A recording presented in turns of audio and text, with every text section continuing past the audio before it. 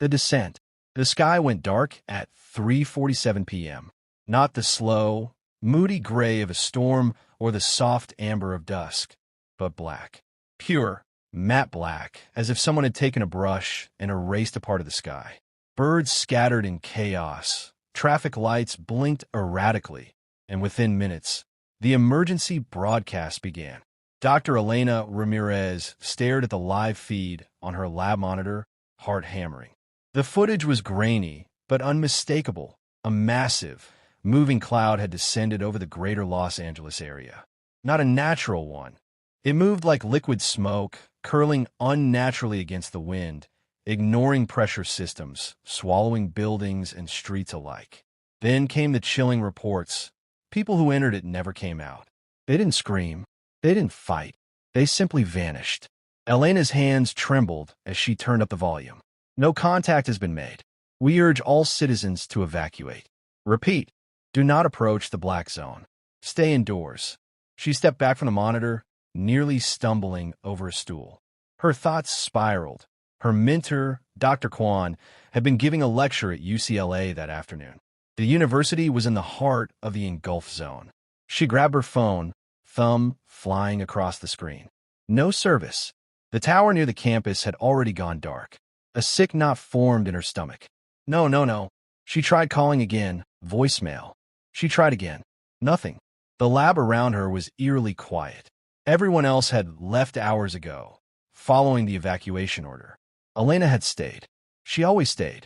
Her research on consciousness patterning, the way the brain encoded identity, was her life. She never imagined it would be relevant to something like this. She turned to the neural monitoring station and began pulling up citywide brainwave readings from their satellite partner lab. She wasn't even sure why. Just instinct. What she found made her breath catch in her throat. The data from the areas just before the blackout, neighborhoods seconds from disappearing, showed an impossible pattern. Synchronized neural spikes, as if thousands of minds were suddenly entering a shared state. Not panic, not sleep, entrancement, as if something had reached out and taken hold of them. She replayed the EEG data again, slower. The spike pattern looked familiar. Not from any textbook, but from her own research, deep consciousness induction, the kind used in experimental Neuralink trials. Her eyes darted to the sample storage fridge in the corner of the lab. Earlier that day, a military drone had flown through the edge of the black cloud and returned with trace particles. No one had dared to analyze it yet. But Elena didn't wait. She put on gloves, pulled the sample case from the fridge, and placed the sealed vial onto the scanner. The contents shimmered darkly, more of fog than dust. The scanner tried to identify it. Failed. Tried again. Chemical analysis. Unknown. Magnetic resonance. Irregular field detected. EM pattern. Repeating rhythmic signal detected. Hertz range matching human theta waves. Elena staggered back. It's alive, she whispered. Not alive like bacteria or viruses. Alive like intelligence. She pulled up the wave frequency and overlaid it against a resting human brain's theta wave pattern. Nearly identical. What the hell are you? She muttered. And then something happened. The lab lights flickered. The monitor buzzed. And the sound, the faint, rhythmic pulsing from the scan, shifted. She didn't know how to describe it. It was still a pulse, still a frequency, but now it felt like a whisper. Not in her ears, in her mind. A phrase bloomed in her thoughts. Not spoken, but impressed like a memory. We see you. She tore off her headset and stumbled back, her pulse racing. No, you're not real. You're just noise. Interference. But the silence that followed felt expectant, as if something was waiting. Her chest tightened. Her instinct screamed for her to run, but where? The cloud was spreading, its edges lapping at new cities like the tide. Whatever this was, it wasn't just a natural disaster. It was deliberate, purposeful, and the pattern, the brainwave synchronization, meant something was hijacking human consciousness. She stared at the vial, breath shallow. If people weren't dying inside the cloud, if they were being taken, then maybe, just maybe, Dr. Kwan was still alive. Her fear hardened into resolve. Elena grabbed her portable EEG scanner, backup drives, and a hard case of prototype neural shields she'd been developing for deep brain exploration. She was no soldier, no spy, but she was the only person who saw what the cloud really was. A portal, and maybe, just maybe, a way in. The other side. Elena stood at the threshold of the black cloud, her breath loud in her helmet. The modified hazmat suit pressed tight against her body. Wires and neural leads threaded across her scalp beneath the helmet's lining. The EEG monitor on her wrist pulsed with her brainwaves, steady now, but rising. She glanced back once. The military blockade was a quarter-mile behind her. She'd bypassed it under the cover of darkness, using an old service tunnel that surfaced just outside the cordon. No one had seen her. No one would follow her. Her hand trembled as she reached out toward the undulating curtain of black. It wasn't smoke. It wasn't mist. It shimmered like liquid on a pane of glass. Yet neither shimmered nor flowed in any direction. It just was humming, silent, unknowable. She hesitated. Inside here were hundreds of thousands of people. Dr. Kwan, children, entire families. Her fear swelled, tightening her chest. But then she remembered the pulse. The message in her mind. We see you. The cloud was watching, waiting. With a deep breath, she stepped in. The sensation was instant and absolute. The world vanished. Light, sound, gravity, thought, gone. And then, consciousness surged back. But she was floating? She opened her eyes, or tried to. There were no eyes, no body, just awareness, suspended in a swirling sea of fractal light and colors she had no names for. There was no ground, no sky, no up or down. Only endless depth, alive with motion. This was not another part of Earth. This was another dimension, and she was no longer alone. All around her, she sensed presences. Human minds, drifting like embers, some flickering, others bright, most dimmed. She couldn't hear words, but she could feel thoughts. Confusion, fear, emptiness. Their identities weren't gone, but they were fading. A voice entered her mind. Not through ears, but like a signal. You are aware. That is rare. The voice wasn't human. It wasn't even vocal. It felt ancient, vast, and not entirely separate from the dimension around her. It was the dimension, or spoke through it. Who are you? She asked. Not aloud, but with her mind. The response came not as a sentence, but as a layered wave of meaning. Not all who speak for us agree. Some of us resist. I am one of them. A rogue mind. She latched onto that idea. You're not with them? Not now. I was part of the collective. Then I saw the truth. Elena's mind reeled, trying to keep up. What is this place? The light around her pulsed gently, as if answering. A passage. A harvest net. You call a portal. We call a veil. A veil to where? To everywhere. Elena's thoughts raced. The cloud, it's not just some field. It's alive. And it's stealing people. Not stealing. Collecting. Preparing. For what? Silence. And then a single word, thunderous in its weight. Invasion. The word slammed through her like a shockwave. The rogue mind went on, more gently. Your kind are unique. You build minds from emotion, pattern, will. We cannot create such complexity, but we can occupy it. They're going to use us. They already are. Most inside are dormant, being conditioned, adapted. Yours will be next. No, Elena's will sharpen. Not if I stop it. You will try. That makes you dangerous to them and valuable to me. A flash of bright light rippled through the fractal sea, and a sensation of falling seized her. The rogue mind was doing something, guiding her, maybe pushing her back. You're sending me out? She asked. You are not ready to fight here. Not yet, but you have seen what most never will. Go. Survive. Warn them. She felt herself being pulled, torn backward through layers of pressure and static. Wait, she cried. What's your name? We do not name as you do, but if you must call me the witness. The world dissolved again. And then, air, noise, pain. Elena gasped and sat upright, choking on air. Her suit alarms were blaring. She was lying just outside the edge of the black cloud, grass damp beneath her, the sky gray and trembling overhead. Her wrist monitor was sparking, its EEG readings fried. But the black box recorder on her suit was still intact. Shaking, she rolled to her knees, coughing. She'd been gone for 13 minutes, but she felt like she'd aged a lifetime. And in that brief eternity, she'd learned two terrifying truths. The cloud was a portal to an alien hive, and humanity was being rewritten from the inside out. Mind wars.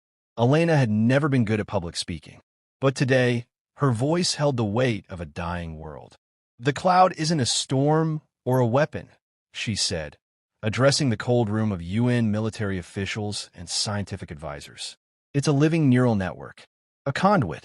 They're not just invading our world, they're invading our minds." No one spoke for several seconds. Then General Carter leaned forward, fingers steepled. "And you claim to have spoken with one of these beings?" Elena nodded. Her throat was dry, her nerves raw. "It called itself the Witness. It warned me. The cloud is reprogramming human consciousness. Once a mind is fully integrated, the alien species can inhabit it, pilot it. We're not dealing with a physical invasion. This is neurological warfare." One of the diplomats shook her head. "That's speculation." "No, it's data." Elena tapped her tablet, displaying the scrambled EEG patterns from the black box recorder. "These are active alterations in neural frequency. They're creating a synchronized mental environment, a hive. We're being absorbed." The room shifted with unease. Some of them believed her. Most were afraid to. General Carter finally stood. "The cloud has already taken Tokyo, Johannesburg, parts of New York. We can't wait for peer review. We're preparing a coordinated drone strike. Incinerate the core with thermobarics and anti-EM pulses. Burn it out at the root. You'll make it worse." Elena stepped forward, desperate. "If you destroy the center while it's open, the veil might fracture, spread globally. You'll give them new access points. You don't understand the scale of this network." Carter gave her a flat look. "We can't gamble on a theory from one scientist. You already are." Silence. They didn't listen. That night, Elena returned to her lab. She couldn't sleep, couldn't think of anything but the eyes she'd seen inside the cloud. Eyes without bodies, souls half erased, flickering like dying candles.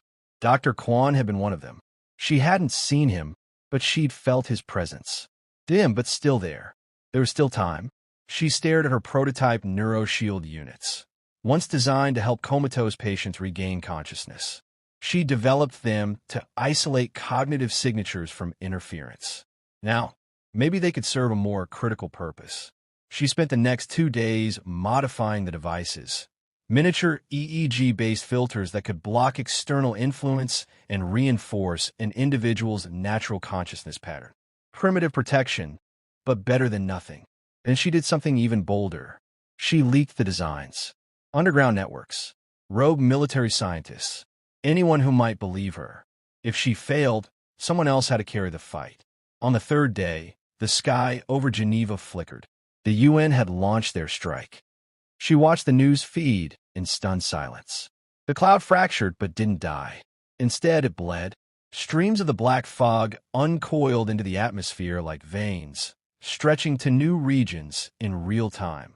London, Delhi, Seattle, a global breach. She collapsed in her chair, hands trembling. They had opened it wider. The Witness had warned her. But now the war had begun, and no one was coming to help. By nightfall, Elena stood before 5 volunteers, scientists, medics, and one ex-soldier named Malik. Each wore a neural shield headset, wired with her newest firmware. They didn't ask why she was going back into the cloud. They felt it. The urgency, the gravity. Inside the veil, something controlled the hive, the central interface, the core. If they could reach it and destroy it, they could sever the signal holding the humans in stasis. Disrupt the neural network. It was a suicide mission, but they went anyway. As she fastened her helmet, Malik turned to her. "Why you?" he asked, voice muffled behind his visor. "Why do you get to lead this?" Elena hesitated, then spoke softly. "Because I've already been inside. I survived, and I made a promise." "To who?" She looked toward the cloud, rising like a living mountain under the moonlight. "To the one still in there." They entered the fog together. Inside, it was different this time. The fractal sea was darker, more chaotic. The minds drifting here were fewer now, but more warped. Some radiated pulses of rage. Others flickered with pure animal instinct. The group stayed close, tethered by emotion and will. The neural shields worked barely. Ghostly images clawed at their memories, trying to pull them apart. Elena gritted her teeth as her mother's face emerged before her, whispering her childhood nickname. A lie. A trap. She pushed it away, but two volunteers broke formation. One cried out. The others simply drifted, lost in a dream of a life long gone. Three remained. Malik, Elena, and the young biochemist, Sarah, who whispered prayers in Latin under her breath. Ahead, something pulsed. The nexus. It was a knot of impossible architecture, a lattice of light and sound, alive with purpose, holding the network together. Elena took a breath. Time to end it. Break the hive. The nexus pulsed like a heart, carved from thought and light. Elena floated before it, tethered to Malik and Sarah by invisible strands of will. The core radiated a rhythm, a deep, bone-vibrating pulse that echoed through her being. She felt it trying to pull her in, to rewrite her sense of self. It wasn't just a machine, it was the mind of the invasion. The command center of the hive. Malik's voice cut into her thoughts. I can't hold it out much longer. Sarah's shield was already flickering, her face contorted in pain. Her neural signature was starting to fray. The hive was reaching for her. Faster now, aggressive, like it knew what they'd come to do. Elena's pulse pounded. We're close. We just need a clean signal to inject the disruption sequence. She activated the neural spike, a cascading pulse of electrical chaos, designed to overload the nexus synchrony field. If they could break its rhythm, even for a second, it might collapse the entire hive structure. But the nexus fought back. Waves of memory crashed over Elena, some hers, some stolen. Her father's laugh, a birthday she never had. Her mother's voice, begging her to stay. All illusions, all crafted from the minds of the taken. Don't listen, she whispered, even as tears slipped from the corners of her eyes. None of it's real, but it felt real. And then came a voice, clearer than the rest. Why do you resist? She recognized it. The witness. I trusted you, she shouted into the void. You said you wanted to help us. I did. I still do. But help is not rescue. It is understanding. Elena gritted her teeth. Understanding what? That resistance is pain. That unity is peace. That your kind clings to identity like a wound. We offer healing. You're erasing them, she snapped. Stripping away who they are. We are evolving them. Her rage flared. No, you're stealing them. And I'm taking them back. She pressed her palm against the neural trigger. The spike launched. A bolt of raw code, pure cognitive chaos, ripped through the network. The nexus screamed. Not with sound, but with distortion. The light twisted. Patterns shattered. The rhythmic pulse staggered and broke. For a moment, everything went still. And then the minds around them, millions of them, began to wake up. Flickers of self-awareness, weak at first, then stronger. A wave of returned identity rippled outward from a nexus. Some minds disoriented, others terrified, but alive. Malik hooped in triumph. You did it. Elena, his voice cut off.